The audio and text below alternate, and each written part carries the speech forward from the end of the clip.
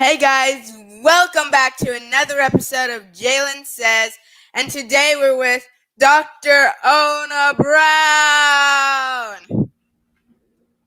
How are you today? Wonderful. How are you? Great.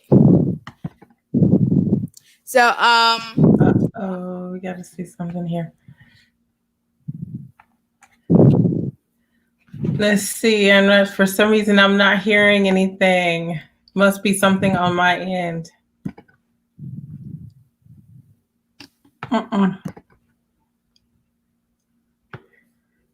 It's not going.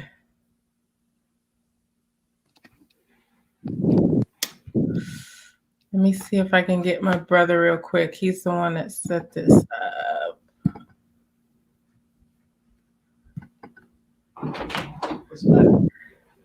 No volume. Look at the volume here.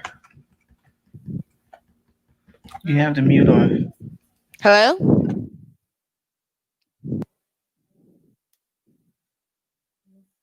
Right there. There you go. Say something. Say something. Hello? No. It's Hello? not working. This is a problem right here.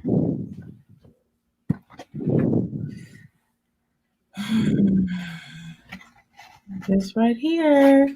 See that? Hello? Okay. Nope. Hello? I can't hear him either. If I could hear him, then I would know. But whenever this is pushed, it looks like that's off. So this is the problem. We may be having some technical difficulties. We may be having some technical difficulties. Oh, there you go. So, guys, stay tuned while we get this all sorted out. What happened? It was on. But I can hear Miss Ona. She cannot hear me. Can you hear me?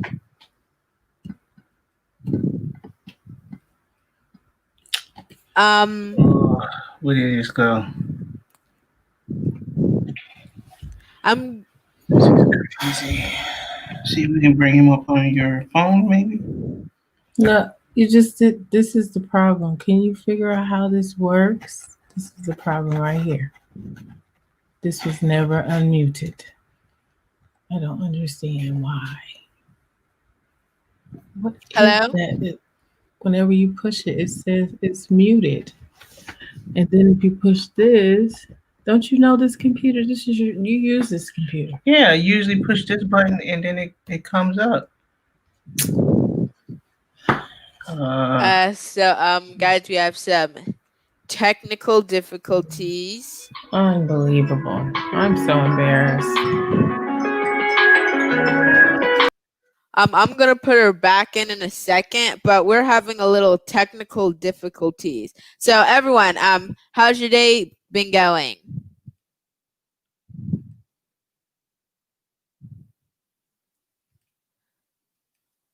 A little delay, but my day's been going great. I had some fun today. I did my schoolwork, did my piano. I'm gonna have a piano recital, and hello. Hello? Let's see. Okay. I don't even know what that means. I don't think she could hear us yet, but my day's been going great. I'm gonna have a piano recital soon. I've been playing some of my songs, and I've been rehearsing. It's been going great, but I think they're ready. But thank you guys for staying on. Thank you, and I can't wait for next year. Hopefully, COVID will be gone. Christmas. I don't think I have had a Jalen Said since Thanksgiving. So, my Thanksgiving went great. I made a potato pie, sweet potato pie, and We had turkey, collard greens, mac and cheese, sweet potato pie. I had enough for four. So You, the host may add you. Oh, hi. hello, can you hear me? Still can't hear you. Okay. Let me see if something's on my end. Bringing her up. Hold on. I could hear myself. So we may have to go off and go back on. But thank you guys. Can you tell us in the chat how your Thanksgiving went? And tell us how you plan to spend your Christmas and COVID. But I can't wait for next year. Hopefully COVID will be gone to hang out with some of my friends and have some great time. But just thank you guys for holding on, and we'll get everything set up.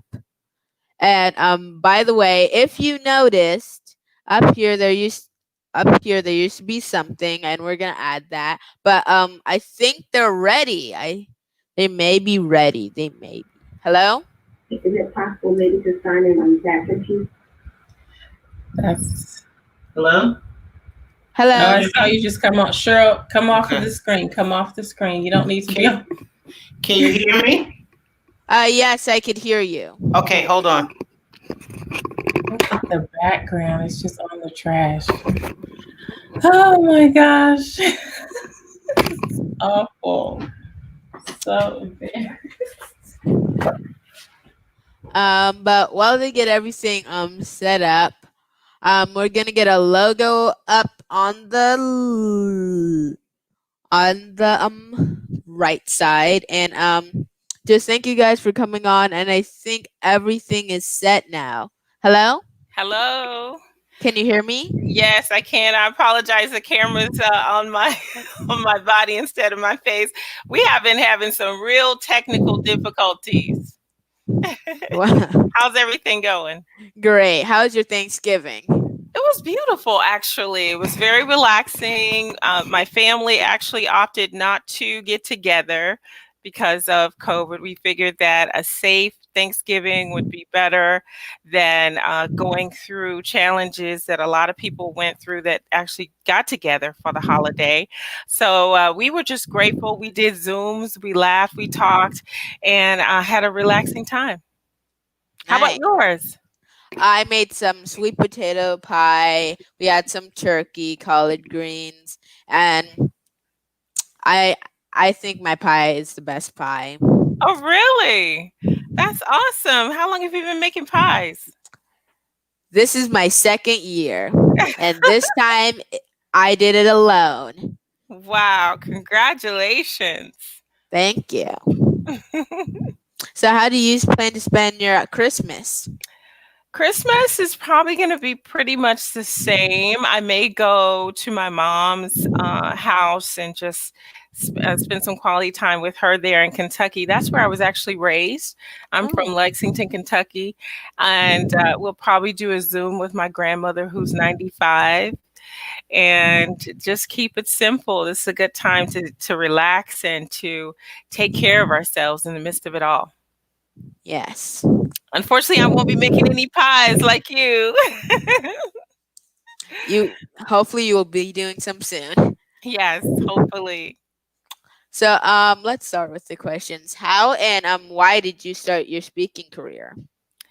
That's a great question, JALEN. I ran from speaking until it caught me. I definitely did not see myself as a speaker. I did not see myself as a coach. I saw myself as someone who was shy, who was introverted, and who would primarily always be in the background. And so it's really interesting that sometimes the very thing that we think we're not ready for or we're not qualified for actually ends up being a thing that we find ourselves in the midst of.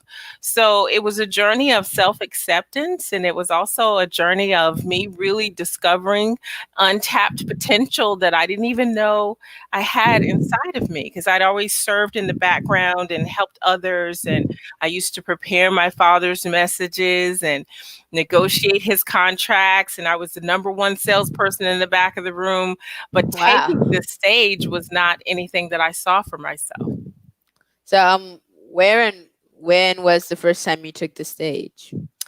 That's a good question. I'm not sure about when I actually took the first time, but I know it was like in 1995. Were you born then? I don't think you were even around. So yeah, it was like in 1995, and initially I just took the stage to tell a story. That was my objective, was just to tell a story. And then as time went on, I told a story and I was able to add a point to it, and then I added like a quote, and it was just a gradual progression of me being open to telling a story. Nice. So was it difficult breaking into an industry that your father was a trailblazer at? Yeah, definitely. More the difficulty was in my mind more than anything.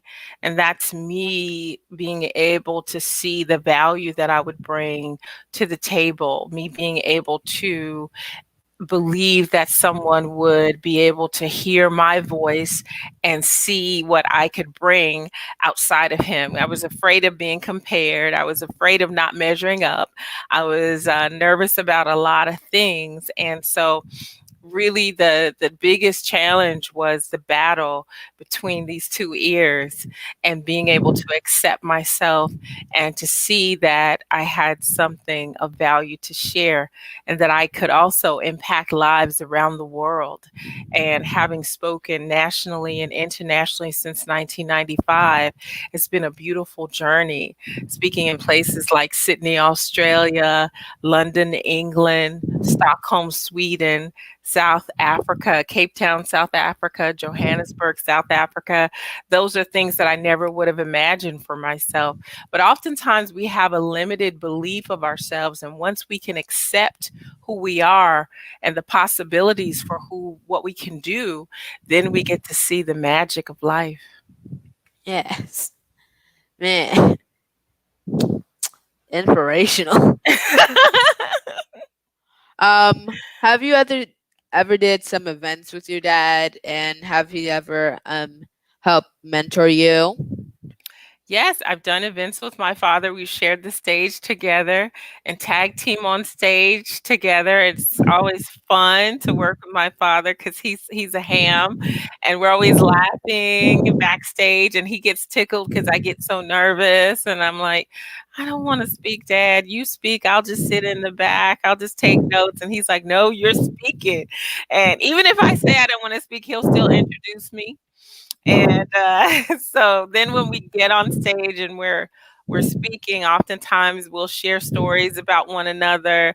It's really beautiful when you can have a family business, when you can touch hearts and make a difference and change lives.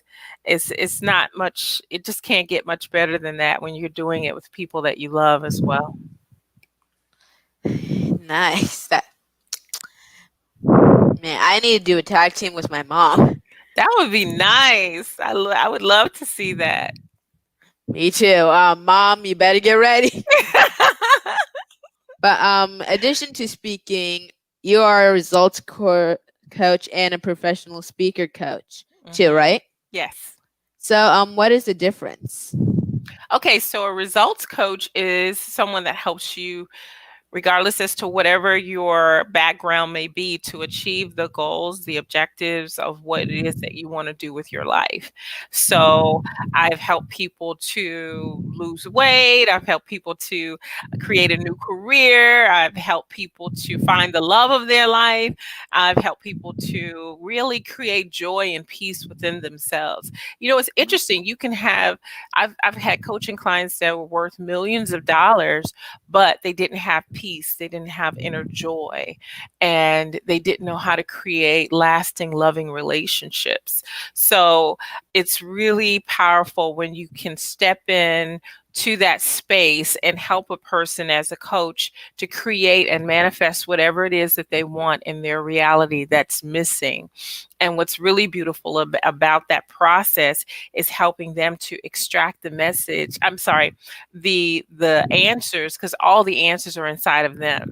And then I jump forward into my next type of coaching, which is being known as the message midwife. I help people to discover their message that they want to share with the world. And so being able to bring forth that message in a powerful way that they can actually be able to impact lives and make a difference, that's something that I love to do as well. Incredible. I totally knew the answers to the questions I just asked. I was just saying it for the audience now. I knew that, Jalen. I knew it. Yeah, I definitely knew that.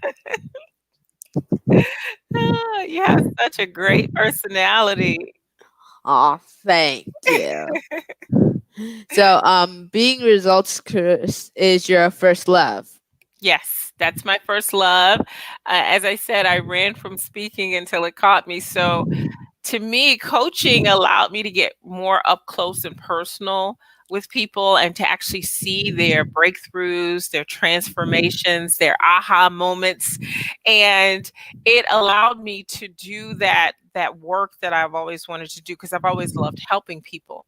Whereas when you're on stage and it's hundreds of people or thousands of people, you have to sometimes just get into your own place of peace in order to get through the nervousness that comes with speaking. And so always I believe coaching will be my first love, and speaking is something that I do because it actually opens the door for me to do what I love to do, which is coaching and corporate training. I love doing interactive corporate training as well. Nice. So, can you give me some mentoring along the way? Sure. What's your objective right now? What is it you would like to accomplish? I like to accomplish a lot of things. So if one doesn't work out, I could fall back on another, like interviewing, piano, acting, modeling, chef. Wow, you do a lot. Yeah. You are what they call a quadruple threat because you have so many things that you can do. So here's what I would suggest. It would be good for you to make sure that whatever it is that you're passionate about, that you practice, that you be able to invest the time. Sometimes you definitely don't want to spread yourself too thin, where you become an actual what they call jack of all trades, king of none. So I know for me, if I had to choose out of doing speaking, coaching, corporate training, consulting, all the different things that I'm able to do, my first love, it's always important to know your first love. My first love is, what is that? Sure, Dr. Cheryl. I don't know what that was. It's not me. It's Dr. Cheryl's office over here. Okay, so my first love is the coaching. And so I dived into coaching and I put a lot of years of study and reading and becoming an expert. There's an author by the name of Malcolm Gladwell who said, once you invest over 10,000 hours in something, you become an expert. So what you want to do is figure out what your first love is. And then maybe have your little second love right there behind it, and dive deep on those first two loves and put in a lot of time and energy and effort and study so that 5 years from now, 3 years from now, you will be a supernatural expert and you will have so much experience and so much knowledge that it will be very difficult for anyone to compete with you in that particular industry. Wow. I told you. I told you. I told you she was a speaker. Okay. What is your most unique approach to coaching? I would say my most unique approach is what I mentioned earlier, is that all the answers are inside of you and that we once we know that, it's just having someone that can show up and help to pull those answers out of you. And then whatever we discover or uncover, holding you accountable to what we pull out and making sure that you honor the commitments of your heart. So, do you think everyone is coachable? No, absolutely not.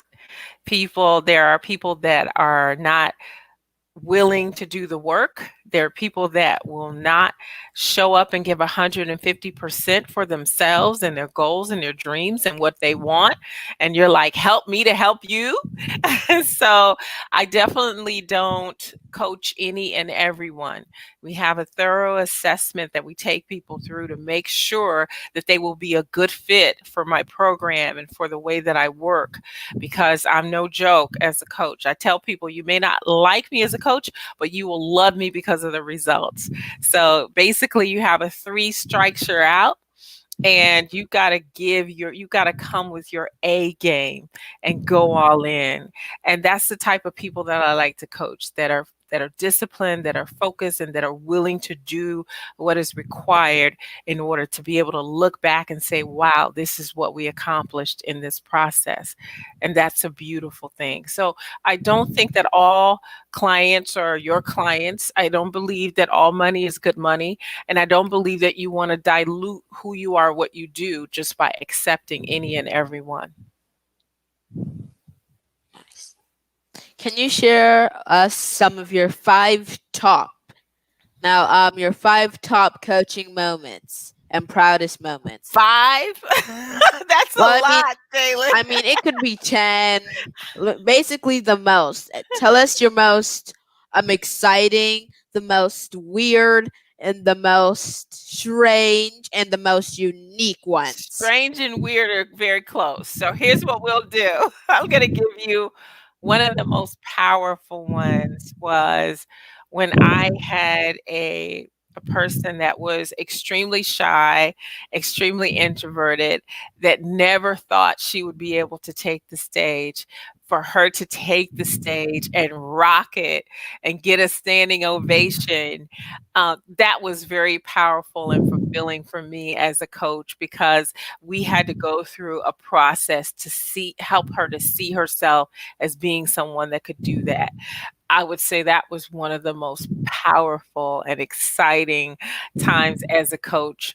Another one was when it was a little strange when a gentleman that I was coaching, his wife said, I need to talk to you.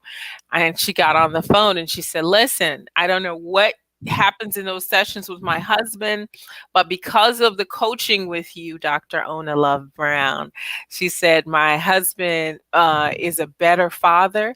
He's a better husband. And now our house has become a home. And I just want to tell you, I'm grateful, and I will be paying for his sessions from now on. I said, okay, that was a little strange and different, but I like it. Okay, so I got powerful, I got strange, and what was the other one that I said I could do? Strange, weird, unique, and I just want one more. One of the people that you haven't accepted, the most strange one of those. One of the people, that's a good question. So there was a gentleman that wanted to be coached by me, but he said in the assessment that he didn't believe it was going to work, but he was willing to go through the steps anyway. And so we had to give him a loving decline. We lovingly declined him, because here's the thing that I know, that as a man or woman thinketh, so is he or she. So if you don't think it's going to work, if you don't think it's going to be powerful, if you don't think we're going to have some breakthroughs, then why waste our time going through the motions? And why would I lower my success level playing with someone who's not even willing to believe that it's possible? So we had to let him know that, no, you're not a good fit for this program. And he was very disturbed by that. He's like, I can pay full fee. You're telling me she doesn't want to work with me? And it's like, it's not about her. It's what we've decided as her team, that this is not a good fit, and we wish you all the best. Sometimes you have to learn how to release people to their highest good. Nice. So, in about like 5, 10 minutes, do you want to do that question answer part from the audience? I would love that. Okay, great, great, great. But before that, do you ever grow tired or bored of watching your dad speak? No, it's just amazing. I've had so many people say that they like watching me watch my father speak because I have so much, like, I laugh when he's cracking jokes. I cry when he shares sad moments about him and his mom, my grandmother, and I just participate full out. And to me, he's so it's just a special gift that my father has. He's so anointed when it comes to sharing, and just watching who he becomes in that moment, and the way he's able to craft his message and to speak to the audience within audiences, and to actually touch different people in different ways. It's a powerful thing. And so I believe in being a student of life. And so when you position yourself as a student of life, you're always learning, you're always growing, you're always evolving. And so every time as a speaker or a coach, when I'm able to sit in the midst of greatness and watch a master at work like my father, it's an honor. And I don't take it lightly. And I take a lot of notes, and I laugh and I cry and I grow, and I'm grateful. So, can you share with us other products that you have created? Oh wow, I've created quite a few products. One is called, well, I launched during the COVID-19 that we were facing. We had just come back, my father and I, from speaking in Dubai and in Abu Dhabi. And right before everything hit with COVID, I decided to launch Brown Family Publishing.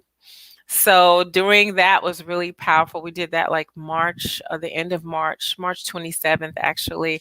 And so in Brown Family Publishing, one of the books that we published was my father's book called You've Got to Be Hungry. Also, we published a book that I did, a compilation book with other dream owners called Own Your Dreams. And it's me and 20 other authors who share a chapter about how we owned our dreams, which is really powerful. And I did it based upon a radio talk show I used to have called Own Your Dreams, and a cross country tour that I did called Own Your Dreams with Ona Brown. So that's a part of me continuing my father's legacy, because he's been teaching people since the 90s that they could actually live their dreams with Les Brown. And now I'm teaching people that they can own their dreams with Ona Brown. I have another book that's coming out that I'm republishing called Discover the Greatest You. I also did a book of 101 affirmations for daily living called Affirmicize. So I love, as the message midwife, giving birth to new content that can help to inspire and uplift people. Wow. What value do you bring to a CEO, top exclusive human resource department, or event planner?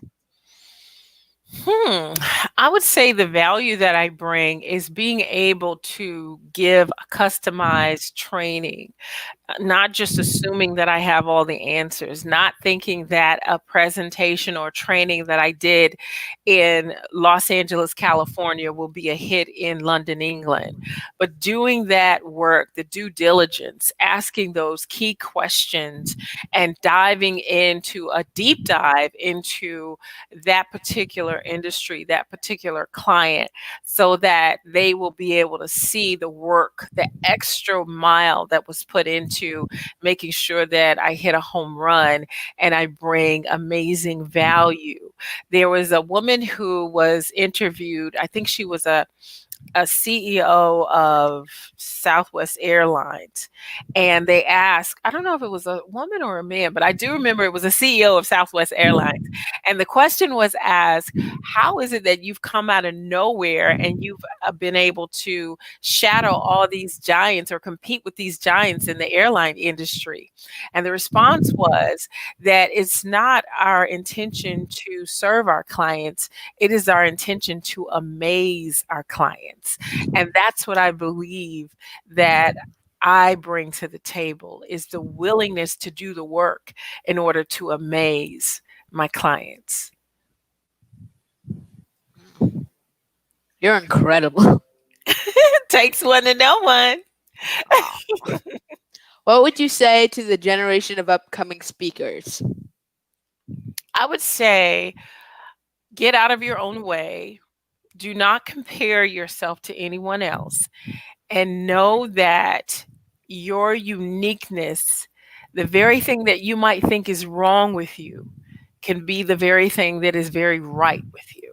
So you might say to yourself, oh, I'm not connected enough, or I don't have enough resources, or I don't have enough education, or I'm not handsome enough, I'm not pretty enough, I'm not tall enough, I'm not short enough. Whatever it is, the negative inner conversation will get in your way and make you try to seem to make you feel unworthy.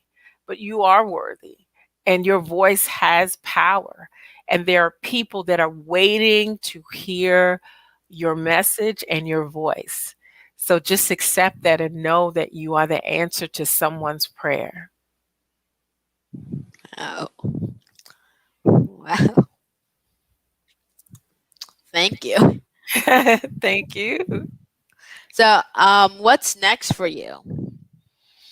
What's next? I am looking forward to being able to do retreats again. I did a retreat last year that was beautiful. I love the up close and personal breakthroughs. I am also relaunching an online course that I have called Maximize Your Talent and Multiply Your Money. And I'm also excited about helping to build and develop other speakers and other coaches so that they can make a greater impact in the world, which is the name of my company, World Impact Now, which is WIN. Nice. Win. So it's actually, this is when it's time for question and answer from the audience. That was good. That was good. Dr. Brown, how are you able to decompress from your client's energy? And what do you do to recharge your positivity? I love that. Great question. So when I first started out, Miss Betty, it was a challenge with that because I found myself after my coaching sessions literally having to go to bed. I was just so like drained. And so one of the things that I realized was that it's one thing to be in the session, but not necessarily of the session. When you're coaching or when you're dealing with someone that has a lot of heaviness, a lot of hurt, a lot of pain, a lot of unresolved childhood issues that they're carrying, the drama in the pajamas, issues in the tissues. So what you have to do is really kind of prepare yourself, fill your cup up with what you need to fill your cup up with in order to get in that session and give, as Iyanla Van Sant says, from your overflow. You're not giving your essence, you're giving from your overflow. So one of the things I talk about in Discover the Greatest You is that you've got to know what your smile makers are and then give yourself your smile makers. Everyone has that.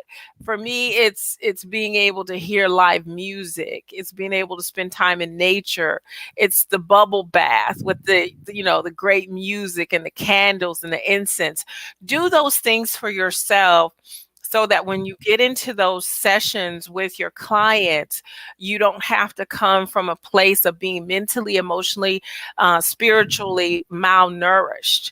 You filled up yourself and you're giving from your overflow. You've put the oxygen on yourself first. Like they say, when we're taking off in a plane, if by chance we lose altitude, please put the oxygen on yourself first. I used to think that was so selfish. And I'm like, I'm not going to do that. I'm going to help the children and the elders. But the reality is, if you don't put the oxygen on yourself first, you lose consciousness. You can't help anyone anyway. So taking care of you is so important. Knowing what works for you and how you can replenish yourself is something you have to find out for yourself, and then schedule that on your calendar on a day-to-day and week-to-week basis. All right. I like all that. Thank you, Dr. Brown. What kind of ideas do you have for dealing with COVID sadness and quarantine depression? Yes, this goes back to the smile makers. You've got to know, excuse me, you've got to know what it is that helps you to get beyond it. So for me, sometimes you got to cut off that tail live vision. You've got to disengage from that phone. And you have to be able to know how to bathe in the silence, to know how to do your journaling, your meditation, your affirmations or confirmations, according to, I believe, Brian Tracy, he renamed them. But you've got to find out what it is that helps to replenish you, and then schedule that every single day. You can't afford to miss a day, because we don't know what's happening on a day-to-day basis. And so you always take care of your hygiene. You always brush your teeth. You always take your shower. Just like that, we have to take care of our mind and our hearts and our spirits during these uncertain times, so that we can give ourselves a sense of certainty from within. Yes. What are the tips you use to prepare? To prepare for speaking? I Maybe. guess, yeah. Okay. So yeah, I would say to prepare for speaking, I love to go over my notes, go over, if I have a PowerPoint, go over that, and also to spend some quiet time just seeking, I have to say it, God's face. I don't know what anybody's belief is, but for me, I have to see God's face, because that way I get insight that will help me to know what the client might need, what the audience is dealing with, what are some of the challenges that are happening in that industry, be it layoffs, be it cutbacks, be it all types of things that they may be dealing with. So it's important to not just go through the motions and do the same thing every single time, but also to do that due diligence, to study, and then also after studying, having that quiet time to really get tapped in, so that you're coming from a whole different place. And people are like, wait a minute, you the things you were saying, it sounds like you were speaking into my life. Like, who told you about what I'm facing? Who told you what I'm going through? And I'm like, I guess it was spirit. Nice. So we don't have any more questions yet, but guys, feel free to add some questions, add some comments, and just talk. So Yeah. do you think of having any new hobbies like cooking, skydiving, No. rock climbing? Yeah, I actually was thinking about photography. I have Photography. a new camera that I've been learning about and taking. I've always took really great pictures with my phone, but now I want to see what I can do with this high tech camera that has different lenses and really expand, because I've always felt like I had a good eye. I can just kind of see, like, even if it's scenery, or if it's the sun setting or the sun rising or something beautiful like the ocean, I just feel like, wow, that's a great shot. That's a great pick. And so I want to be able to expand that and see, what that looks like. Also, I'm interested in painting. I've created a couple little paintings. Like, one is about this big, and it's just profound to me. So I'm gonna do some more painting, get some more acrylic and just see what happens when I have an opportunity to get before a blank canvas, see what comes out. Do you want to start playing piano? I might be interested in piano. I understand that you have skills in the piano area. How long have you been playing? I've been playing. I started technically. I started at 7 months. I got a piano from my granddad. I just smashed keys. My mom cried. I laughed. But now I could play a part of Spooky Scary Skeletons on the piano. Um, Angels. I have a recital coming up on December 5th. Nice. Awesome. Good for you. Thank you. That's awesome. So maybe that's something to consider as well. Oh, we have one more audience questions. What are the main keys you use that are very important to grow in your craft? Okay, main keys you learn that are very important to grow in your craft. So I think I kind of hit on that earlier when I said really studying, becoming a student of your particular industry and digging deep. I think some people have a tendency to dig wide instead of deep. And so they miss the opportunity to tap into that mastery. So learning as much as you can, studying as much as you can, reaching out to other experts in your industry, being open to coaching, being open to mentorship, finding ways to connect with other people that bring out the best in you, that inspire you and help you to grow to your next level of greatness and power. I would say is very important when you're looking to grow in your craft. Nice. So, Mhm. we have no more audience questions yet, but thank you, Miss Dr. Brown. Thank you, Jalen. Win. Yes, world impact now. When? Great stuff. Mhm. And so we don't have any more audience questions yet, but is there anything you like to add? No, I just want to say I'm inspired by you. Excuse me. And I'm very excited to have made your acquaintance. And I expect nothing but great things from you. I see so much greatness in you and such a powerful young man. So, hats off to your parents and continue to do the great work. World impact now. Thank you. So where do you see yourself in 5 to 10 years? I see myself actually continuing to do the work that I love. It doesn't even feel like work because it is my passion.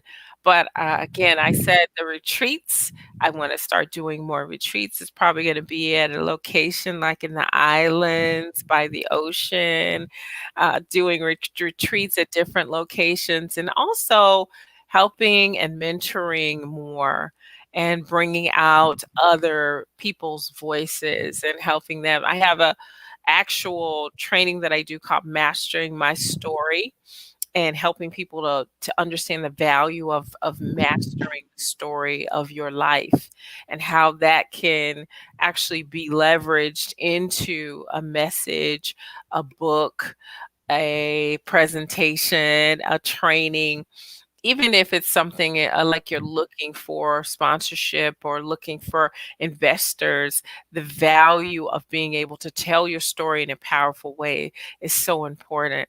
So that's something that I'm passionate about, helping others to do. And I can see myself doing that for the next 5 to 10 years in a very powerful way on the next level. Nice. Mhm. So how's your life like growing up? Like really get into it. My life growing up was, I would say, beautiful because I grew up in Kentucky. So it wasn't like when I see people that when I lived in places like New York, Detroit, Chicago, I see young kids. It's like they didn't, to me, they didn't get the real childhood because if you didn't get to go outside and catch frogs and tadpoles and get lost and taking the grass and cooking and making mud cakes and building your own go-kart and playing hide and go seek and finding lightning bugs and all these different things. Those were the things that was exciting from my childhood. And so I'm really grateful to have had the childhood that I had growing up in a country place like Lexington, Kentucky, where it wasn't like the big city that you have to be concerned. You can't really go out and play. And if you do play, you have to stay like on the porch or something like that. So that was my childhood. I'm really thankful. I spent a lot of time with my great grandmother.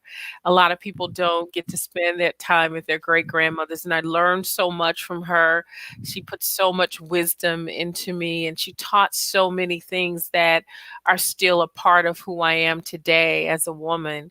And so, as she would be making a cake from scratch or cleaning the house or putting the clothes on the line after she washed the clothes, she would just drop all this wisdom and say things like, everything that glitters ain't gold, and birds of a feather flock together. What goes around comes around. All these different things I was able to learn from my great grandmother, and that was huge as a little girl to be able to be in her presence. Wow, that's beautiful. Mhm. So, is there any people you'd like to work with? And if you could work with someone alive or dead, who would it be? Wow, that's a great question. I had the honor of meeting the Honorable Nelson Mandela, and I would love to be able to do some work with him. I also have the interest in working with young people doing training. So, helping young people and being able to navigate through their youth is something that I'm very passionate about. And I would love to be able to do more youth training. And I think that's about it. I love working with my dad, of course. And I'm sure after this interview, I'll think of about 3 or 4 more people. It'll keep me up tonight. So, how can we connect with you? On social media, it's Own with Ona. That's OWNWITHONA. So if they go to Instagram, it's Own with Ona. And also they can find me on Facebook under Dr. Ona Brown or Ona Brown. And I am also, my website is onabrown.com, and that's ONABROWN.com. Nice. So, we have no more audience questions, but if you have any questions, it's time to put them in. So, oh man, you have some wonderful comments. The power of a story, wonderful. Thank you. Exactly. But any other things? Just anything you want to say before we go off? No, I just want to thank you again for this opportunity, Jalen. And even though I've had a sore throat, I don't know what that's about, but I probably need to drink more water and some herbal tea. I just want to thank you for allowing me to be a part of your vision. And we had our technical difficulties in the beginning, but I'm hoping that I'll be able to come on again and even do better, maybe in the next 4 or 5 months or so, 2 or 3 months or so, and we'll be able to hit a home run and not have any technical difficulties. Okay. Okay, but can you repeat your contact, please? Sure. It's ONABROWN.com, OnaBrown.com. And then on Instagram, it's Own with Ona, OWNWITHONA, Own with Ona. So you heard it here. Thank you, Dr. Ona Love Brown, and just can't wait to see you next time. Thank you so much, Jalen. It's an honor. I'm so proud of you. Keep being amazing.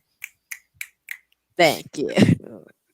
So, and thank you to the wonderful audience members in the audience. Hope you can see us soon on Jalen Says live show on YouTube and Jalen Aliyu on Facebook. And subscribe and the Cash App so we could get better at this stuff, get more equipment, get some mics, and just thank you for the wonderful time and can't wait to see you next time. Stay tuned.